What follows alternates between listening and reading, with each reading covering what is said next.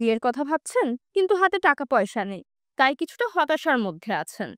এর সমাধানের জন্য ব্যাংকগুলো প্রস্তুত আছে, আপনাকে বিবাহ ঋণ দেবে। দেশে এখন এমন কয়েকটি ব্যাংক আছে যারা বিবাহ ঋণ নামের বিশেষ ঋণ সুবিধা দিচ্ছে। এসব ব্যাংকের ওয়েবসাইটে এই তথ্য দেওয়া আছে। ব্যক্তিগত ঋণ বা পার্সোনাল লোন নিয়েও বিয়ের খরচ চালানো যায়। যে কোনো ধরনের ঋণের বিষয় পুরোপুরি ব্যাংক গ্রাহক সম্পর্কের ভিত্তিতে হয়।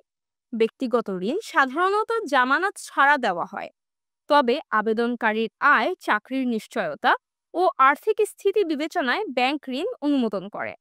বিয়ের জন্য 25,000 টাকা থেকে 20 লাখ টাকা পর্যন্ত ঋণ নেওয়া যায়। বিভিন্ন ব্যাংকের পাশাপাশি প্রতিষ্ঠান থেকে নেওয়া ঋণ মিলবে। এই ঋণ মাসিক কিস্তির মাধ্যমে পরিশোধ করা যায়। এই ঋণ পরিশোধের সময় পাবেন সর্বোচ্চ 5 বছর, তবে কিস্তির সংখ্যা বাড়লে সুদের পরিমাণও বেড়ে যায়। কারা নিতে পারবেন? একজন চাকরিজীবীর ক্ষেত্রে বিয়ের ঋণ ও ব্যক্তিগত ঋণের পরিমাণ নির্ভর করে মূলত আবেদনকারীর মাসিক আয়, চাকরির ধরন, চাকরির অভিজ্ঞতা, বয়স ও লেনদেনের ইতিহাসের ওপর।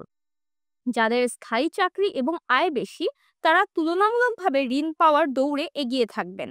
সাধারণত মাসিক কিস্তি যেন গ্রাহকের আয়ের সঙ্গে ভারসাম্যপূর্ণ থাকে, তা ব্যাংক বিবেচনা করে। তাই কার কত ঋণ মিলবে তা নির্ধারিত হয় ওই ব্যক্তির আর্থিক সামর্থ্যের ভিত্তিতে। অন্য পেশাজীবীরাও একইভাবে ঋণ পাবেন। কারা ঋণ দেয়? দেশে বেশ কিছু ব্যাংক আছে যারা বিশেষ বিবাহ ঋণ দেয়। এর মধ্যে আছে উত্তরা ব্যাংক, এনসিসি ব্যাংক, সীমান্ত bank, UCB, mutual trust bank ইত্যাদি। এছাড়া বেশিরভাগ ব্যাংক থেকে ব্যক্তিগত ঋণ সুবিধায় বিবাহ ঋণ নেওয়া যায়।